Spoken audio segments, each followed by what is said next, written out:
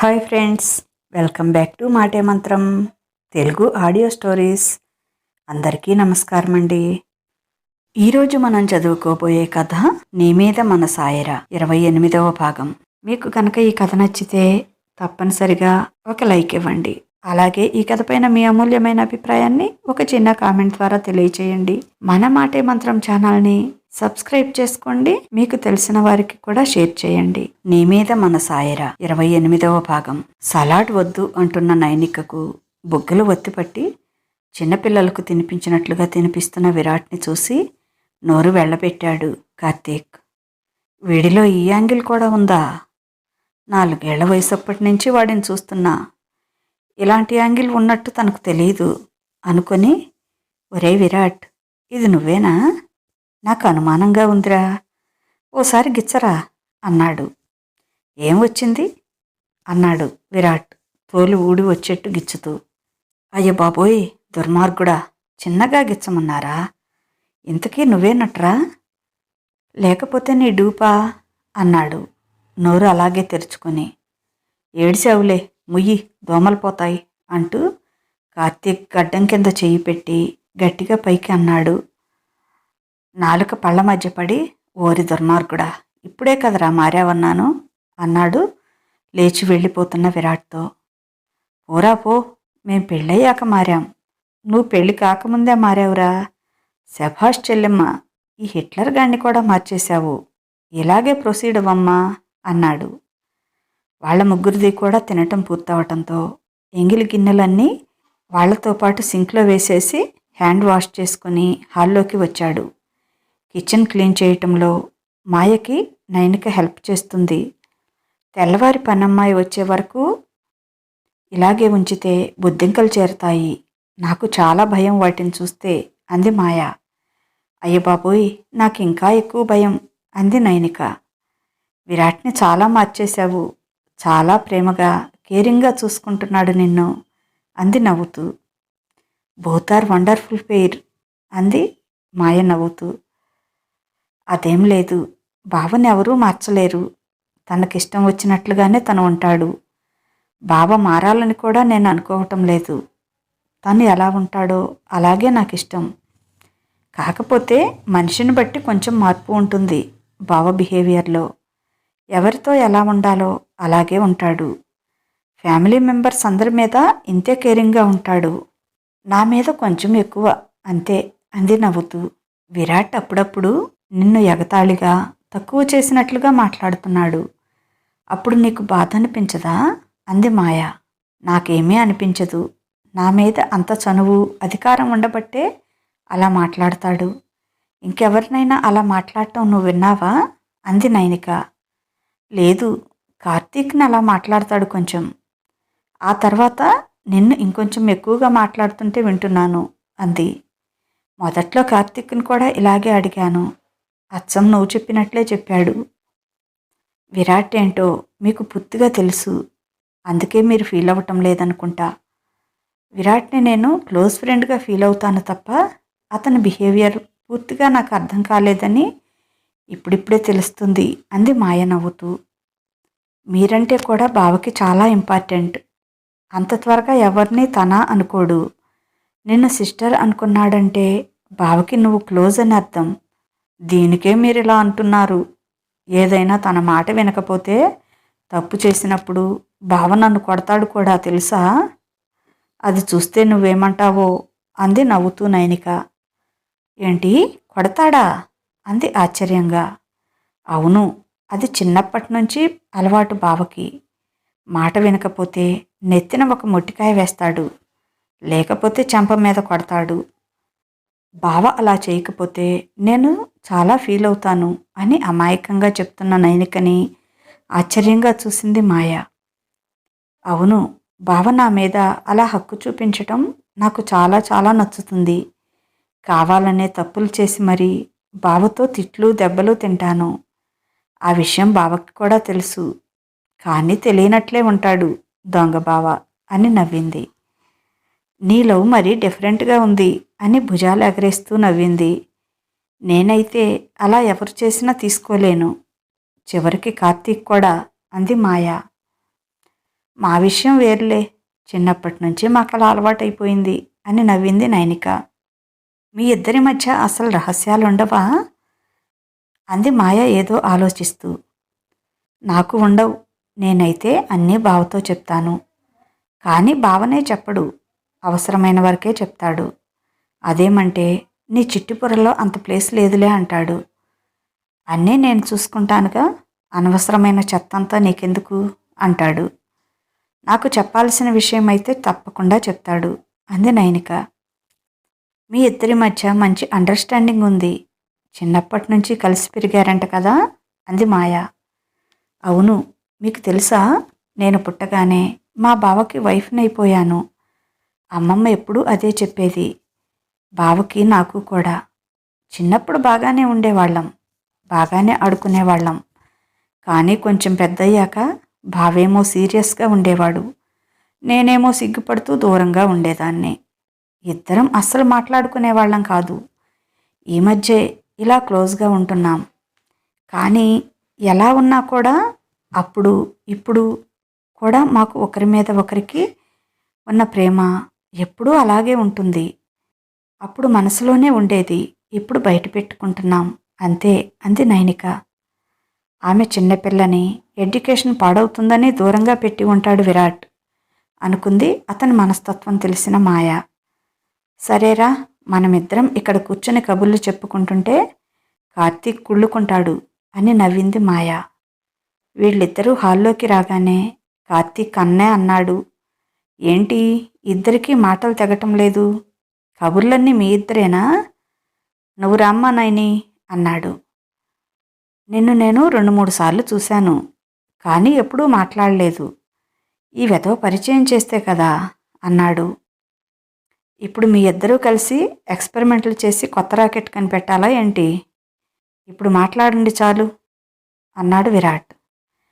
నేను మిమ్మల్ని అన్నయ్య అని పిలవచ్చా అంది అక్కడికి వెళ్ళి కూర్చుంటూ. నేనే చెప్పాలనుకుంటున్నాను, నువ్వే అడిగేశావు, అలాగే పిలవరా. నాకు సిస్టర్స్ లేరు, నాకెవరిని చూసినా అలాంటి ఫీలింగ్ కలగలేదు. ఎవరైనా అలా పిలిచినా అలా వద్దు, కార్తీక్ అని పిలవమని చెప్పేవాడిని. ఫస్ట్ టైం నిన్ను చూశాక ఇలాంటి చెల్లి ఉంటే బాగుండు అనే ఫీలింగ్ కలిగింది. నువ్వు అన్నయ్య అని పిలిస్తే నేను చాలా హ్యాపీ ఫీల్ అవుతాను అన్నాడు కార్తీక్. ఎంతకీ వీడు బాగా సతాయిస్తున్నాడమ్మా నిన్ను అన్నాడు. అదేం లేదులే అన్నయ్య అంటూ నవ్వింది నైనిక. విరాట్ సీరియస్గా కార్తీక్ వైపు చూశాడు. సతాయిస్తున్నాన్రా, అయితే ఏం చేస్తావు? అయినా అది నా పెళ్ళాం, దాన్ని కొడతాను, తిడతాను, సతాయిస్తాను, ఏమైనా చేస్తాను. మధ్యలో నువ్వెవడివి అడగటానికి అన్నాడు. అలా చేస్తే ఊరుకుంటామా ఏంటి? అన్నగా నేను చేయాల్సింది నేను చేస్తాను.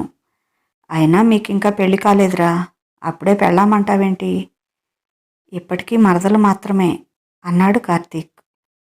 ఏడ్చావులే, ఏంటి నువ్వు చేసేది అంటూ సింపుల్గా తీసి పారేశాడు విరాట్.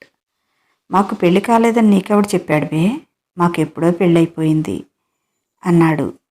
అదేంట్రా దుర్మార్గుడా, ఎవరికీ చెప్పకుండా చేసేసుకున్నావా ఏంటి? మొన్ననేగా ఎంగేజ్మెంట్ అయిందని చెప్పావు, వచ్చే మంత్లో మ్యారేజ్ అని చెప్పావు కదా అన్నాడు. అది మీ అందరి కోసం చేసుకునేదిరా, మా ఇద్దరికి ఆల్రెడీ చిన్నప్పుడే, అది పుట్టినప్పుడే పెళ్ళైపోయింది అన్నాడు. అవునా విరాట్, నిజంగానా? ఈ రోజుల్లో కూడా అలా బాల్య వివాహాలు చేస్తున్నారా అంది మాయ నమ్మలేనట్లుగా. విరాట్ తన ఫోన్లో ఉన్న నయనకి పుట్టినప్పుడు బామ్మ తీయించిన వీడియో చూపించాడు. విరాట్ ఫోన్ తీసుకొని టీవీకి కనెక్ట్ చేసి వాళ్ళ టీవీలో వచ్చేట్లు చేశాడు కార్తీక్. హాస్పిటల్లో బెంచీ మీద కూర్చుని ఉన్నాడు ఓ బాబు. అక్కడికి ఓ వ్యక్తి అప్పుడే పుట్టినట్లున్న ఓ చిన్న పాపని తీసుకొచ్చి అచ్చంగా నైనిక పోలికలతో ఉన్న ఓ పెద్దావిడికి చూపిస్తున్నాడు సంతోషంగా. ఆవిడ మురిసిపోతూ ఆ పాపని చూసి కళ్ళనీళ్లు పెట్టుకుంది. పాపని ఆవిడకి ఇవ్వబోతే వారించి ఆ బాబుని బాసింపట్లు వేసుకోమని బాబు ఒడిలో పెట్టించింది. ఆ బాబు పక్కన గీత, జయంత్ కూడా కూర్చొని ఉన్నారు. అరే ఆంటీ, అంకుల్, ఈ బాబు నువ్వే కదరా అన్నాడు. ఆ పెద్దావిడ మీ గ్రానీ కదరా, మీ ఇంట్లో ఫోటో చూశాను చాలాసార్లు అని రన్నింగ్ కామెంటరీ ఇస్తున్నాడు కార్తీక్. ఆ బాబు మెడలో ఉన్న చైన్ తీసి పాప మెడలో వేయించింది ఆ పెద్దావిడ. ఇంకా ఈ రోజు నుంచి ఇది నీ పెళ్ళాం, దీన్ని ఎప్పటికీ జాగ్రత్తగా చూసుకోవాలి, అసలు బాధ పెట్టకూడదు, దాని కళ్ళల్లో నీళ్లు రాకుండా ప్రేమగా చూసుకోవాలి అని చెప్తుంది ఆవిడ. ఏదో అర్థమైనట్లు బోసినోటితో నవ్వుతోంది ఆ చిన్న పాప. నా దృష్టిలో ఇదే మా పెళ్ళి, అప్పటికి ఇప్పటికీ ఎప్పటికీ కూడా అన్నాడు విరాట్ స్థిరంగా. అవునా, మరిప్పుడు పెళ్ళెందుకో అన్నాడు కార్తీక్ వ్యంగ్యంగా. పేరెంట్స్ కోసం, మీ అందరి కోసం, ముఖ్యంగా దీనికోసం. దీనికి గ్రాండ్గా పెళ్లి చేసుకోవాలని కోరిక, అందుకే నా మనస్తత్వానికి విరుద్ధంగా ఒప్పుకోవాల్సి వచ్చింది అన్నాడు విరాట్. నీకు తన మీద ఉన్న ప్రేమ బాగుంది, కానీ నైనికని అది ఇది అని పిలవకురా, పేరు పెట్టి పిలవచ్చుగా, చక్కగా మంచి పేరు ఉంటే అన్నాడు కార్తీక్. నాకు దానికి అలా పిలిస్తేనే బాగుంటుంది, అది మా ఇద్దరి మధ్య దగ్గరతనంగా ఫీల్ అవుతాం. అయినా మొగుడు పెళ్ళాల మధ్య మర్యాదలు అవసరమా, ఏమేనైని అన్నాడు. అవునన్నట్లుగా తల ఊపింది. మొత్తానికి అదృష్టవంతుడివిరా, నువ్వు ఏమన్నా తల ఊపేటట్టు మౌళ్ళు చేసుకున్నావు మా చెల్లిని అన్నాడు కార్తీక్. అదేం లేదన్నయ్యా, మా ఇద్దరి అభిప్రాయాలు ఒకే రకంగా ఉంటాయి అంతే అంది నైనిక. వాడి మీద మాట పడనివ్వవుగా అంటూ నవ్వాడు కార్తీక్ మాయని చూస్తూ. మాయ కూడా నవ్వింది, వాళ్ళిద్దరి అనుబంధానికి సంతోషపడుతూ. చిన్నపిల్ల అని చెప్పాడు కార్తీక్. పాపం విరాట్ ఎలా అడ్జస్ట్ అవుతాడో అనుకుంది. కానీ వాళ్ళ అనుబంధానికి 22 ఏళ్లు పూర్తయిపోయిందని అర్థమైంది. కార్తీక్, నైనిక ఫుట్బాల్ గురించి ఏదేదో మాట్లాడుకుంటున్నారు, ఈ లోకంలో లేకుండా. నీకు ఫుట్బాల్ బాగా ఇష్టమా అన్నాడు కార్తీక్. అవునన్నయ్యా, చాలా ఇష్టం. స్కూల్లో ఉన్నప్పుడు నేను కూడా ఆడేదాన్ని, చాలా ప్రైజులు కూడా వచ్చాయి. ఇప్పుడు కూడా గేమ్ వస్తుంటే టీవీని అస్సలు వదలను, లైవ్ చూడాల్సిందే. అత్తకి కూడా చాలా ఇష్టం అన్నయ్య. ఈసారి మీ గేమ్ అప్పుడు ఎక్కడో చెప్తే అత్త నేను వస్తాం అని చెప్పింది ఉత్సాహంగా. సర్లేమా, నేను ఇన్ఫామ్ చేస్తాలే అన్నాడు. ఇంకా ఆ రోజు ఆట గురించి ఎవరు ఎలా ఆడారు చర్చించుకుంటూ కూర్చున్నారు వాళ్ళిద్దరూ. మాయకి విసుగు వచ్చి చెస్ బోర్డు తెచ్చి టీపాయ్ మీద పెట్టింది. విరాట్, వాళ్ళ గొడవలో వాళ్ళు ఉన్నారు, ఇప్పట్లో ఈ లోకంలోకి వచ్చేలాగా లేరు, నాకు బోర్ కొడుతుంది, మనం చెస్ ఆడదామా అంది. ఓకే అని చెస్ ఆడసాగారు ఇద్దరు. మాయకి చెస్ ఒకటే బాగా వచ్చు, విరాట్కి వచ్చు, కానీ అంత పర్ఫెక్ట్ ప్లేయర్ కాదు. ఆట ఎండింగ్లో ఉంది, ఇంకొక స్టెప్ వేస్తే విరాట్ అవుట్ అవుతాడనగా కార్తీక్తో మాట్లాడుతూ చెస్ బోర్డును గమనిస్తుంది నైనిక. విరాట్ ఓ పావును తీయబోతుంటే ఒక్క ఉదుటన లేచి వచ్చి బావా ఆగు అంటూ ఆ స్టెప్ తను వేసి చెక్ చెప్పేసింది. విరాట్ విన్నయ్యాడు. హే, మా బావే విన్నయ్యాడు అంటూ విరాట్ చేయి పట్టుకొని పైకెత్తి పెద్దగా అరిచింది. వదలవే, ఏంటిది చిన్నపిల్లలా అంటూ మురిపంగా ఆమె నెత్తిన ఒకటి వేశాడు. పెద్ద గొప్పేలే, లాస్ట్ స్టెప్ నువ్వు వేయకపోతే నేనే విన్ అయ్యేదాన్ని, లాస్ట్లో నువ్వు వచ్చి చెడగొట్టావు అంది మాయ డిసప్పాయింట్గా. సారీ మాయా వదినా, దేనిలో అయినా సరే మా బావ ఓడిపోతే నేను తట్టుకోలేను, సారీ అంటూ చెవులు పట్టుకుంది. ఏం పర్లేదులే, మరీ అంత ఫీల్ అవ్వకు, నేను ఊరికే అన్నానులే అంది మాయా. ఒరే, నిన్ను చూస్తే నాకు జలసీగా ఉందిరా. ఇన్నాళ్ళు మాయలా ప్రేమించే అమ్మాయి, అర్థం చేసుకునే అమ్మాయి ఎక్కడా ఉండదు అనుకున్నాను, కానీ మా చెల్లి వేరే లెవెల్ రా అన్నాడు Karthik. Yes, I agree with your opinion అంది మాయా ఎలాంటి భేషజం లేకుండా. ఆ మాటకి చాలా గ్రేట్ ఫీల్ అయ్యాడు విరాట్. ఎవరి గొప్ప వాళ్ళదే, ఒకరితో ఒకరిని పోల్చకూడదు లవ్ విషయంలో. కానీ నైని లవ్ వేరే లెవెల్, ఎవరైనా ఒప్పుకోవాల్సిందే అది అన్నాడు గర్వంగా నైనిక తల మీద చేయి వేసి ఊపుతూ. నిద్రొస్తుందా అన్నాడు ఆవలిస్తున్న నైనికను చూస్తూ. అవును బావా, మీరు మాట్లాడుకోండి, నేను వెళ్ళి పడుకుంటాను అంది నైనిక. నైని, మనిద్దరం ఆ రూమ్లో పడుకుందాం, వాళ్ళిద్దరూ ఈ రూమ్లో పడుకుంటారు అంది మాయా. హలో, వాడి విన్నింగ్ని మీ ఇద్దరూ హ్యాపీగా సెలబ్రేట్ చేసుకోండి. మాకెందుకమ్మా ఆ పాపం? మా గురించి మీరు ఓవర్గా థింక్ చేయకండి. మీరు అనుకునేంత సీన్ అక్కడేం లేదు. మేమిద్దరం లవ్ రిలేషన్లో ఉన్నాం, లివింగ్ రిలేషన్లో కాదు అన్నాడు విరాట్. మాయ వాటర్ బాటిల్స్ తీసుకురావడానికి వెళ్తుంటే నైనిక కూడా వెళ్ళింది. బాటిల్స్ తీసుకొని నైనిక, మాయ ఎవరి రూమ్లోకి వాళ్ళు వెళ్ళారు. ఒరేయ్, మా చెల్లి జాగ్రత్త, ఇద్దరూ ఒకే రూమ్లో ఉంటే ఇబ్బంది ఏం లేదు కదా అన్నాడు కార్తీక్ అనుమానంగా. ఒరే వెధవా, నా గురించి తెలియదా నీకు? అది 4 రోజుల పైనుండి మా ఇంట్లోనే ఉంటుంది. అక్కడ కూడా మాకు అడ్డెవరూ లేరు. దానికోసం నీ ఇంటికి రావాల్సిన అవసరం లేదు అన్నాడు కోపంగా. అంటే కొంపతీసి అన్నీ అయిపోయాయా పెళ్లి కాకముందే అన్నాడు అనుమానంగా చూస్తూ. దానికి పెళ్లి కాదు అడ్డు, మీ చెల్లే. తనకి సాంప్రదాయబద్ధంగా పెళ్లి జరిగాకే ఫిజికల్గా రిలేషన్ స్టార్ట్ చేయాలని కోరిక. దాని ఒపీనియన్కి విలువిచ్చి కామ్గా ఉంటున్నాను. నాతో తన్నులు తినకుండా మాయ వెయిట్ చేస్తుంది, ఇంక వెళ్ళు అన్నాడు సీరియస్గా. నువ్వు గ్రేట్రా మామా. నాకు పెళ్ళైన తర్వాత ఆ పరిస్థితి వస్తే నీకు పెళ్ళి కాకుండానే వచ్చింది రోయ్ అని నవ్వుకుంటూ తన రూమ్కి వెళ్ళిపోయాడు. నోరు మూసుకొని పోబే, లేట్ చేశావంటే మాయ నీ పని చెప్తుంది అంటాడు టీవీ ఆన్ చేస్తూ విరాట్. కిచెన్ క్లీన్ చేయటంతో చిరాగ్గా అనిపించి ఫ్రెష్ అవుదామని బాత్రూమ్కి వెళ్తుంది మాయ. కార్తీక్ ఇంకా విరాట్తో కబుర్లు చెప్తూ కూర్చున్నాడు అనుకుని టవల్ చుట్టుకొని అలాగే వస్తుంది. అప్పుడే కార్తీక్ అక్కడికి వచ్చి, wow, what a pleasant surprise. కాస్త ఆగితే ఇద్దరం కలిసి బాత్ చేసేవాళ్ళం కదా డార్లింగ్ అంటూ మాయని చుట్టేశాడు. హే కార్తీక్, ప్లీజ్ ఆగు, డ్రెస్ వేసుకోనివ్వు. నువ్వు హాల్లోనే ఉన్నావనుకొని అలాగే వచ్చేశాను అంది. ఇప్పుడు తీసేసే వాటికి వేసుకోవటం అవసరమా? నీకెందుకు డార్లింగ్ అంత కష్టం అన్నాడు ఆమె చెక్కుల మీద ముద్దు పెట్టుకుంటూ. చి పోరా, పక్కన పెళ్లి కాని పిల్లలు ఉన్నారు, పిచ్చి పనులాపేయ్ ఈ రోజుకి అంది. అవునులే మరి, పాలు తాగే పసిపిల్లాడు మీ అన్న. సెలబ్రేట్ చేసుకోమనే కదా రూమ్లోకి పంపించాడు.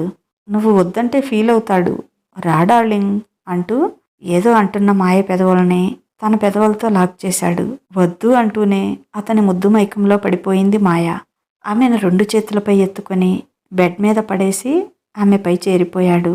వాళ్ళిద్దరి గొడవలో అడ్డుగా ఉన్న టవల్ సిగ్గుపడి ఎప్పుడో జారిపోయింది. పాలరాతి శిల్పంలా ఉన్న ఆమె అందమైన శరీరం మీద ముద్దు ముద్రలు వేస్తున్నాడు. ఏ కార్తీక్, ఇదేం బాగాలేదు, బయట వాళ్ళు ఉన్నారు అన్నది. హలో మేడం, ఇది సౌండ్ ప్రూఫ్ రూమ్. ఇక్కడ నుండి చిన్న సౌండ్ కూడా బయటికి వినపడదు. సో డోంట్ వర్రీ అంటూ ఆమెను చుట్టేశాడు. అయినా ఈ 10 రోజులు ఆగితే వాళ్ళు కూడా ఈ పనే చేస్తారు. వాళ్ళేం మరీ చిన్నపిల్లలు కాదులే నువ్వంత ఫీల్ అవటానికి అన్నాడు కార్తీక్. వాళ్ళు ఇంకా దూరంగా ఉన్నారంటావా అంది తన డౌట్ను వ్యక్తపరుస్తూ మాయ. హలో, మావాడు జమ్మమ్మ, అలాంటి పొరపాటు చెయ్యడు అన్నాడు కార్తీక్. పొరపాటు అని ఎందుకు అనుకోవాలి? వాళ్ళిద్దరూ తమకు పెళ్ళి ఎప్పుడో అయిపోయింది అని అనుకుంటున్నారుగా, అలాంటప్పుడు తప్పు అని భావించరుగా అంది మాయ. అది నిజమే, కానీ నైనిక సాంప్రదాయబద్ధంగా పెళ్లి జరిగిన తర్వాతే అవన్నీ అని చెప్పిందట. అందుకని మనోడు వెయిట్ చేస్తున్నాడు. పాపం, లేకపోతే విజృంభించేవాడే అన్నాడు తను మాయపై విజృంభిస్తూ. అతనికి సహకరిస్తూ, కంగ్రాట్స్ రా, ఈరోజు గేమ్ చాలా బాగా ఆడావు. స్టేడియంలో అందరూ కార్తీక్ కార్తీక్ అని కేకలేస్తుంటే హ్యాపీనెస్ పట్టలేకపోయాను. అప్పుడే నీ దగ్గరకు వచ్చి నీకు గట్టిగా ముద్దు పెట్టాలనిపించింది. అంత సంతోషం వేసింది. మొత్తానికి నీ డ్రీమ్ ఫుల్ఫిల్ అయ్యింది అంటూ అతని పెదవులపై ముద్దు పెట్టింది. నీ ఫుల్ సపోర్ట్ ఉండబట్టి, నువ్వు కోఆపరేట్ చేయబట్టే నేను నా గోల్ని రీచ్ కాగలిగాను. Thank you my soulmate. నిన్ను మ్యారేజ్ చేసుకునేటప్పుడు నాకు పెద్దగా ఇంట్రెస్ట్గా లేకపోయినా ఇప్పుడు మాత్రం నువ్వు లేకపోతే నేనేమైపోతానో అనిపిస్తుంది. థ్యాంక్ యూ రా అంటూ ఆమె పెదవులు అందుకున్నాడు. అతనికి పూర్తిగా సహకరిస్తూ అతని చేతిలో మైనపు ముద్దలా మారిపోయి తను లీడ్ తీసుకుంటూ అతని గెలుపుకి బహుమతిగా తన అందాన్ని సంపూర్ణంగా అందించి కార్తీక్కి స్వర్గాన్ని చూపించింది మాయ ఆ రాత్రి. ఇలాంటి స్పెషల్ పెర్ఫార్మెన్స్లు ఉంటాయంటే ప్రతి గేమ్లో గెలుపు మనదే అన్నాడు ఆమె చెవిలో గుసగుసగా. ఓకే, గెలిచిన ప్రతిసారి ఇంతకంటే మంచి గిఫ్ట్ వస్తుంది అని అతని చెవిలో చెప్పి చెవి తమ్మెను చిన్నగా కొరికింది. ఆ చర్యతో ఆమెపై మళ్ళీ ఫీలింగ్స్ ఎక్కువై ఆమెను కమ్మేశాడు. తుఫానులా విజృంభిస్తున్న అతని ధాటిని తట్టుకోవటం కష్టమైపోయింది ఆమెకు. కానీ ఆమెకు ఇష్టమైన అతని కోసం ఆ కష్టాన్ని కూడా ప్రేమతో ఇష్టంగా భరిస్తుంది మాయ. తన ప్రేమనంతా ఆమెపై కురిపిస్తూ తెల్లవారుజామున 3 గంటలకు కానీ నిద్రపోలేదు వాళ్ళు. మధ్యాహ్నం జరిగింది తలుచుకుంటే ఈరోజు నైని దగ్గరికి వెళ్తే కంట్రోల్ చేసుకోవటం తన వల్ల కాదు అనిపించింది ఎందుకో విరాట్కి. అందుకే టీవీ చూస్తూ హాల్లో సోఫాలోనే పడుకున్నాడు. నైటే ఫ్లైట్కి టికెట్స్ బుక్ చేశాడు. ఉదయం 7 గంటలకి ఫ్లైట్ ఉంది. తెల్లవారుజామున లేచి నైనికను లేపి ఫ్లైట్ టైం అవుతుంది, లేచి రెడీ అవ్వమన్నాడు. లేచి ఫ్రెష్ అయ్యి గబగబా రెడీ అయ్యింది నైనిక. వాళ్ళు లేస్తే చెప్పి వెళ్దాం అంది నైనిక. అవసరం లేదు, వాళ్ళని పడుకోనివ్వు, లేచాక వాళ్లే ఫోన్ చేస్తారులే, నువ్వురా అంటూ నైనికని తీసుకొని ఎయిర్పోర్ట్కి వెళ్ళిపోయాడు. కార్తీక్ మాయా లేచేటప్పటికి టైం 9 అయ్యింది. ఇంట్లో చూస్తే ఎక్కడా విరాట్ నైనిక కనిపించలేదు. ఈ వెధవ చెప్పా పెట్టకుండా వెళ్ళిపోయాడు. ఫోన్ చేశాడు కార్తీక్. అప్పుడే కారు దిగి ఇంట్లోకి వెళ్తున్నారు విరాట్ నైనిక. ఏంట్రా చెప్పా పెట్టకుండా వెళ్ళిపోయారు అన్నాడు. మీరు మంచి నిద్రలో ఉన్నట్లున్నారు, మీ నిద్ర డిస్టర్బ్ చేయడం ఎందుకని వచ్చేసాంలేరా అన్నాడు విరాట్. అవునా, ఎక్కడా, బెంగళూరులోనే ఉన్నారా అన్నాడు కార్తీక్.